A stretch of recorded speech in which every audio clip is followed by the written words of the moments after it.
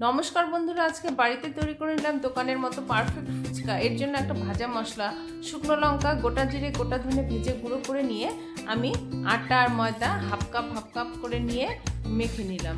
আটা ময়দা মেখে নিয়ে এবার সেদ্ধ আলুটা মেখে নেব। সেদ্ধ আলুতে দিয়ে দিলাম বিট নুন, চাট মশলা, ভাজা মশলা, ধনেপাতা, লেবুর রস দিয়ে সেদ্ধ আলুটা ভালো করে মেখে নিলাম।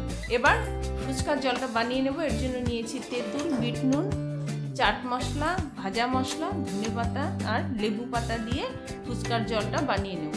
ফুচকার জলটা খেতে যত ভালো হবে ফুচকার টেস্টটা তত বাড়বে। এবার ফুচকাগুলো একটা একটা করে বেলে নিয়ে ছাকা তেলে ভেজে তুলে নিচ্ছি।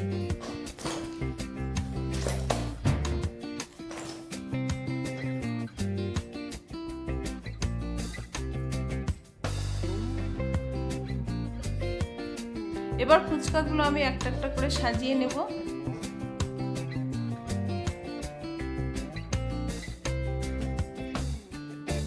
তো বন্ধুরা, আজকে আমি বাড়িতেই দোকানের মতো পারফেক্ট ফুচকা তৈরি করে নিলাম।